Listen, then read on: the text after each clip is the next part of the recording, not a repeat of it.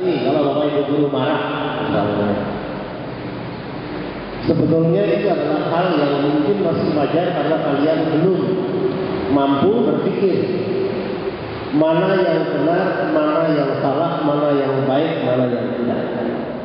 Ingat, hal yang buruk, hal yang jelek tidak perlu dipelajari. Kalian tanpa diajari, kalau yang jelek pasti bisa semua. Melihat sekali bisa melakukan. Kalau tidak memberitahu itu adalah dosa. Sekali lagi, kalau bapak ibu guru melihat kalian melakukan suatu kesalahan tidak memberitahu, tidak menegur, itu justru dosa. Kenapa? Karena melalaikan kewajibannya sebagai seorang guru. Jadi di sini kalian sudah harus sadar di situ. Orang tua juga demikian, ya. Orang tua juga demikian, sampai menegur dan sebagainya, ya, memberitahu mungkin agak sedikit marah, karena itu kewajiban. Dari setiap orang yang tidak melakukan kewajiban, dia dikatakan sebagai hal yang dosa. Ingat, kewajiban bukan hanya kepada Tuhan, tapi kepada bersama manusia, sesuai dengan amanat manusia. Murid juga punya amanat. Amanat murid apa? Amanat yang dibebankan kepada murid apa? Nah, ini yang paling harus kita. Sebagai murid, ya, dia harus menentukan diri sebagai murid dengan melakukan semua kewajiban murid. Kalau kewajiban sudah dilakukan, pasti ada pahalanya.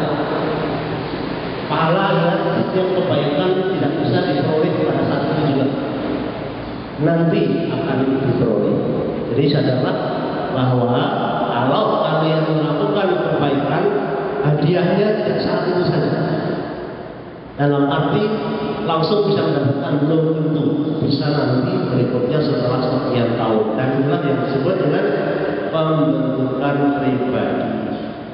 Ya, maka pada hari yang berbahagia ini adalah kita mencoba untuk mudah memberikan maaf. Caranya bagaimana? Tidak usah mengingat kesalahan orang lain.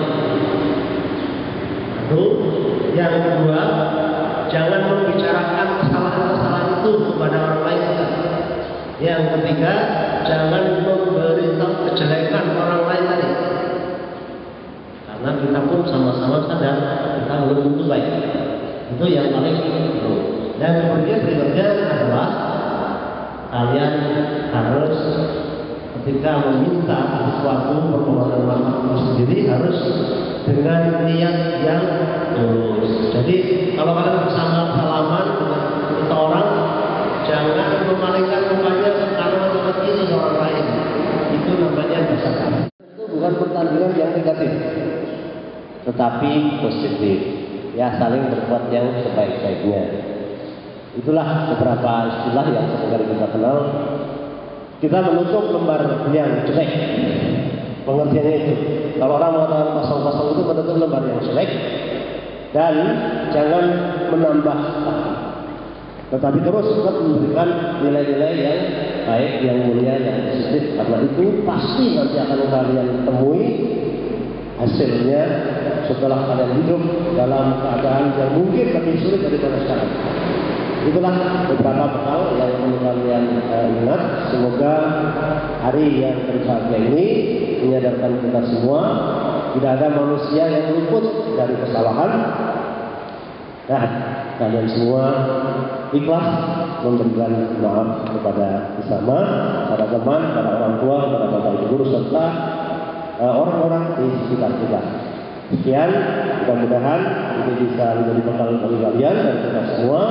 Sehingga kita menjadi sebuah kesatuan yang kompak, kebersamaan yang erat, kekeluargaan yang mantap, dan bisa menjaga kita bersama. Dan assalamualaikum warahmatullahi wabarakatuh. Mudah-mudahan kita bisa melaksanakan, niatkan dari sekarang apa yang disampaikan Bu Bekti kita laksanakan, karena apapun itu akan dimulai dengan niat. Kalau kita niatnya baik, melaksanakan pasti akan baik. Barangkali itu, dan berikutnya kita akan melaksanakan acara halal bihalal dan acara bersalaman. Salin dong.